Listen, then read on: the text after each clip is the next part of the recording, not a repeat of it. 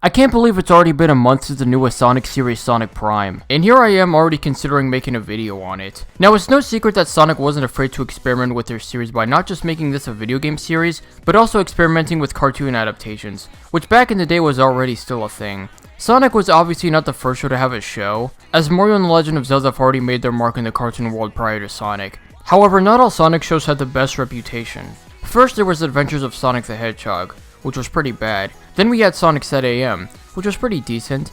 Then we got Sonic Underground, which I haven't seen, but I heard it was a middle-of-the-road show. Although the one thing I found shocking was that Jaleel White, who voiced Sonic, also voiced Sonia, and not gonna lie, he did a pretty good job in the direction. Next, there was Sonic X, which back in 2011 was the only Sonic show I've ever known about and loved it immediately, until I got quite bored afterwards. Although it was the first thing in the franchise to have Jason Griffith make his debut in voicing the character. And finally, there was Sonic Boom, which I did enjoy the most out of all the other Sonic shows, even if it does have a ton of issues, but I loved it regardless. Once again, I'd like to say that Sonic shows can either be really good, really bad, or just really mediocre. But which boat does Sonic Prime fall in? Well, like my other reviews, we gotta start from the beginning. The announcement for this series was back in December of 2020, with it being planned for 24 episodes and 3 seasons. Duncan Ruller, who is one of the writers for Sonic Prime, put out a statement basically saying that the series is canon to the game's timeline, as if that wasn't obvious enough with how much they include Green Hill Zone in every episode. But I digress. The series was eventually released on December 15th, 2022,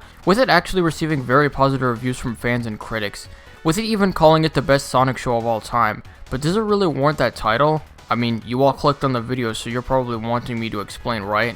Let's begin. It starts off as your typical Sonic and friends fighting Dr. Eggman. That is until Sonic recklessly shadows a Paradox Prism, a crystalloid artifact with reality-bending powers, which destroys the universe and creates the Shadowverse, which is a void where each shard of the prism forms an alternate dimension inhabited by alternate versions of Sonic's friends, called the Shatter Space, where he individually does not exist. Sonic ends up in a dystopian version of Green Hill called New York City, where he meets up with an alternate version of Tails, in which he goes by the name Nine.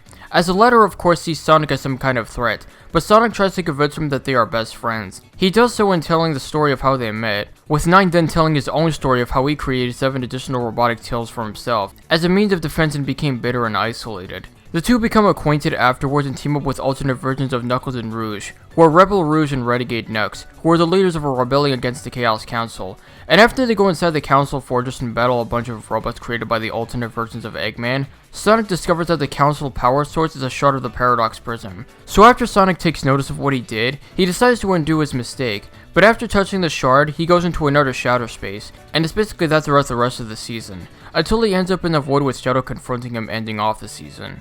That's basically it. In terms of plot, it wasn't all that original. It just basically consists of going into other dimensions. But the execution was something I enjoyed. I love how almost each episode consists of him going through other worlds. One has him end up in Boss Cage Mage, and another has him end up in Deep Seas of Nowhere. This structure I do enjoy a lot, as instead of trying to be fast-paced, it actually gives more time for the story to breathe a little, even if at times it can go a little nowhere. Like as soon as Sonic heads into a dimension that isn't New York City, it basically just mainly shows off his interactions with his friends from the other dimensions and tries to convince him that they have a bond with him. Speaking of bond, one thing I was curious the most about the series was the characters and their dynamics. So how well did the show do it? Meh. Although in terms of it, I was surprised to see some fan favorites, such as Rouge, who I was curious in how the series would handle her, and I think this is the best portrayal of Rouge I've seen in the franchise. And by that I mean this is the only thing in the Sonic series that made Rouge an actual character. Because back before, she was just nothing more than just a sex symbol, and her design really shows it, but I'm glad Prime was able to fix this and also give her full-on bodysuit. With the rest of Sonic's friends, they're just middle of the road. Tails I like, he still makes a good friend for Sonic, and while we don't get to see them on screen together, the scenes with them show that they do indeed care for one another. Like I love the scene where Sonic immediately catches on to what he did and apologizes to Tails, with the latter forgiving him after. It was really sweet. However, with characters like Knuckles and Amy, there's so little that I could say about them. While there are some scenes where they appreciate Sonic as a hero, and by that I mean like 2, we get moments where they just flat out shit on him for not being a team player, or just flat out say, "Sonic is so slow, guess he's not as fast as we thought he was," or "Whatever happened to sticking with the plan?" Which I wouldn't mind if they were intentionally jokes. Even Sonic Boom made it intentional that the jokes at Sonic's expense were supposed to be jokes. But with Prime, they wanted those moments to seem accurate to Sonic's character to where it's actually true, and it just comes off as annoying. In terms of the other Dimension characters, there were actually a few that I enjoyed, mainly the ones from New York City such as 9, where he starts off as someone who hated Sonic, to eventually warming up to him becoming his ally. It's not too interesting when it comes to development, but I enjoy how 9 is one of the few characters that really cares for Sonic as a whole, despite how annoyed he can be with him. And the scene with Sonic in Night at the Grim Dimension was handled great. It might just be my favorite out of all the worlds. I also enjoyed characters like Rebel Rouge and Renegade Nux in their relationship with one another. It may not be much, but it's sweet just seeing them interact with one another. Really makes you believe that they're a team, but also friends too. My only issue with them is their relationship with Sonic. Where sure, it's not really an issue if they see him as a threat when they first meet him. The same thing literally happened with 9. But it's a cause for annoyance when Sonic eventually leaves him to go to another dimension, and when he comes back, they suddenly hate him again, completely forgetting what they've been through. And they repeat this for like 2 other times, which makes me wonder whether or not they still see him as an ally or an enemy. But despite that, on their own, Nux and Rebel are still good characters. Too bad I can't say the same for Shadow. When I first saw him in one of the teasers, I was hoping that he would be a huge part of the season and work together with Sonic. But Shadow's purpose is just to be an exposition dump. The only scenes we get from him most of the time is telling Sonic to go faster just to tell him that he shook the world, and then ending the season off with him punching Sonic. That's really it. I would have liked Shadow more if he wasn't the type to choose violence all the time, seeing as how Shadow was a character shown to have a high set of standards.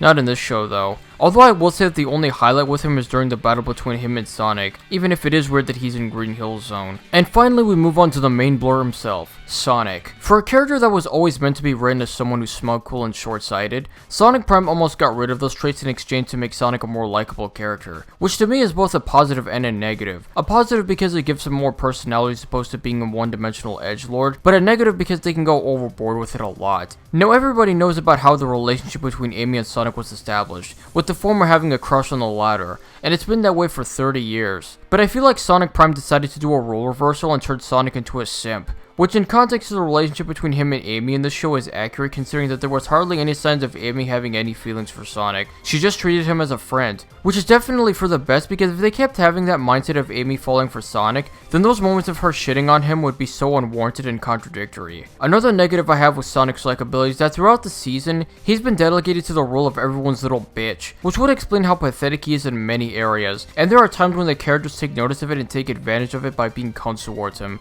which really makes me think that Sonic being a likable character in a world where everyone was a prick was a mistake, and that they should have made him a full-blown douchebag to balance it out. But I'm afraid that it'll make him flanderize as well. Anyways, I'm done talking about Sonic's character. I just find him decent with a few weaknesses. But now it's time to talk about the elephant in the room, and that of course is the animation. I won't beat around the bush and say that this is hands down the best Sonic has been animated. I mean, everyone who's seen the show knows that. It's just so fast paced and tight, and it really looks like it costed a lot of money to make. It also helps through the fight scenes, which along with the animation is also complemented well through the camera angles, which look fantastic. I think my favorite is the scene where Sonic and the rebels are falling down the stairs during the battle with the robots. It's super impressive. It also adds some nice little details too, like Sonic's spin dash when his feet turns into a figure eight anytime he runs, which reminds me a lot of Sonic CD's super peel out move. And speaking of stairs, I think aesthetically Sonic Prime looks gorgeous, which to be honest isn't saying much seeing as how the other Sonic shows have always looked great, except for the first one, it looks so bland. But I really enjoyed the majority of the locations that Sonic has put in. They're so environmental, and it makes sense why areas like this would be begging to be put in a TV show. It's also complemented by the tone of each setting, which I feel like at times they can make it too easy to know, like New York City having a dark tone, Boss Gage Maze having a more adventurous tone, and Deep Sea's Nowhere having an adventurous tone as well, but I enjoyed it nonetheless. If there's one issue I had, and it's a pretty minor one, is that I wish the show featured more dimensions as opposed to only 3, but I understand why they didn't because it would put the main story out of focus. So adding a ton of different worlds will just make the show all over the place. Hopefully when the series continues, they'll expand more on the Shadow Space worlds. Now when I'm also talking about enjoyment, I just want to say that I'm really digging the new cast. Well, most of them anyways. Devin Mack was definitely a good pick for Sonic, and it's so cool how they never got an African American to voice Sonic since Jaleel White, so this felt like a miracle. He really brings the Blue Hedgehog to life. Other voice actors like Azumi Evans as Rouge, and Shannon Content as Amy were also good choices for the characters, and Brian Drummond as Eggman was alright. The only choice I wasn't a fan of at first was Ashley Ball as Tails. I don't know, I didn't think she did a decent job in portraying a kid, but I eventually warmed up to it and realized that it was the direction that was more of the issue, but I would have preferred if they got someone else like Aaron Matthews to portray him. Despite that,